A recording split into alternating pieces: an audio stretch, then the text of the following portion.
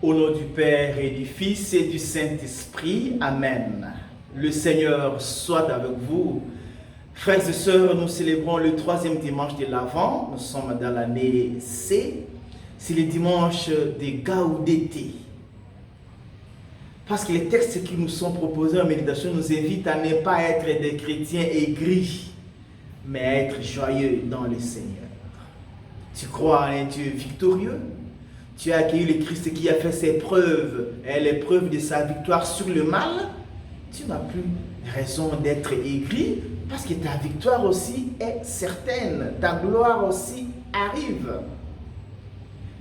C'est ce que nous dit le prophète Sophonie dans la première lecture, tirée de Sophonie 3, 14 à 18. Je rappelle que le prophète Sophonie a un peu des affinités avec l'Afrique, parce que dans sa généalogie, on cite Couchites. Nous savons que le royaume Couche, le Couchite, c'est la Libye, ou mieux l'Éthiopie. Mais aussi, le prophète Sophonie est le partisan ou précurseur de la réforme de Josias au 7e siècle, toutes les années 622. Et donc, il annonce les changements. Il annonce la joie de Jérusalem. On n'a pas raison d'être malheureux, de pleurer. Pousse des cris de joie à Jérusalem. Le Seigneur a écarté tes ennemis. Le Seigneur a écarté ton malheur. Ça, c'est la certitude. Ce qui te souffre, ce qui te fait du mal dans la vie, tes ennemis, Dieu les a déjà anéantis. Dieu les a déjà écartés. Mais il reste maintenant à toi de croire que le Seigneur te donne la victoire sur tes ennemis. C'est là notre problème, le doute que le Seigneur nous donne d'acquérir, la victoire qu'il nous rassure et la joie qu'il nous donne d'être libérés de nos ennemis. Et cette invitation à la joie se poursuit dans la 2e lecture, tirée de la lettre de Saint Paul, apôtre aux Philippiens, au chapitre 4, versets 4 à 7. Soyez toujours dans la joie du Seigneur. Soyez dans la joie. Et il dit que votre bienveillance soit connue de tous les hommes. La bienveillance, le respect de l'autre et faire tout pour son bien. C'est ça que Paul attend de nous. C'est à cela qu'il nous invite, la bienveillance. Et il dit en toutes circonstances, rendez grâce, priez, suppliez, le Seigneur s'occupera de ça. Donc tout ce qui t'attriste, donne-les à Dieu. Dieu va s'en occuper. Toi, rends grâce, prie, supplie et sois bienveillant. C'est tout. Le Seigneur va s'occuper du reste.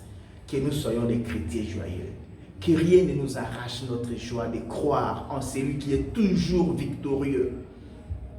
Et dans la lecture de l'évangile, c'est le ministère de Jean le Baptiste. Évangile tiré de Luc 3, au chapitre 3, versets 10 à 18. Les foules vont à Jean. Pose la question importante, la question même de ce dimanche. Que devons-nous faire pour avoir le salut, pour être sauvés, pour voir la gloire de Dieu dans notre vie? Que dois-je faire? Il répond à 2 niveaux. D'abord, de manière générale, celui qui a des tuniques qui donne à celui qui n'a pas. Que celui qui a la nourriture fasse de même. C'est-à-dire faire attention au manque, aux besoins de l'autre. Ne pas être heureux seul ou bien à côté de celui qui souffre. Si tu es heureux, fais que lui aussi soit heureux. C'est ça aussi la bienveillance à laquelle Paul nous invite. Partager la joie. Être attentif aux besoins des autres. Parce que c'est là aussi le chemin du ciel. De manière générale, tout le monde doit faire cela. Alors il vient au cas par cas. Les publicains posent la question, que devons-nous faire? Les militaires aussi posent la question, que devons-nous faire? Ne molestez personne, ne demandez pas plus que ce qui vous est exigé. Que chacun dans sa situation, dans son travail, pose la question à Jean-Baptiste et se pose la question, que dois-je faire pour être moi prêtre? Que dois-je faire? Sois le témoin de l'amour de Dieu pour les hommes. Sois celui qui montre aux hommes Dieu. Et nous les politiques, que devons-nous faire? Arrêter d'être des démagogues et des menteurs. On ne construit pas un pays avec le mensonge et les promesses fallacieuses. Soyez vrais, parce que si l'autorité vient de Dieu, l'autorité s'exerce avec amour. Et nous, les prostituées, que devons-nous faire? Arrêter de vendre votre corps. Le corps n'est pas une marchandise. Quand tu vas ton corps, tu t'exposes aux malédictions et aux péchés. Tu choisis les péchés. Quoi d'autre?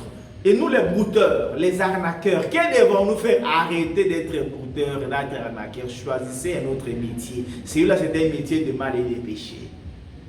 Et qui d'autre? Le tricheur, que devons-nous faire arrêter de tricher, étudier et vous rester? Donc, chaque catégorie pose la question à Jean-Baptiste. Que dois-je faire? Pose la question dans ta vie, que dois-tu faire? Qu'est-ce qui te reste à faire? Et Jean, après cela, il proclame son humilité. On pensait qu'il était le Messie. Il dit non, je ne suis pas le Messie. Il accueille sa place, il laisse à Jésus aussi sa place. C'est ça l'humilité. Laisser à l'autre sa gloire, son autorité. Tu lui laisses ça. Sois là où Dieu t'a mis. L'humilité de Jean-Baptiste doit être aussi la nôtre. Que chacun soit fier de ce qu'il est et de ce qu'il fait. Parce que cela est voulu par Dieu et que chacun soit là où il doit être. Chacun à sa place. C'est l'humilité de Jean-Baptiste.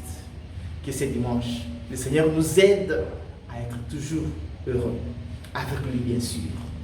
Qu'il nous aide à être humble comme Jean-Baptiste et à nous poser toujours la question, que dois-je faire pour être sauvé? Et à y répondre courageusement et sincèrement pour voir la gloire de Dieu et le salut dans notre vie.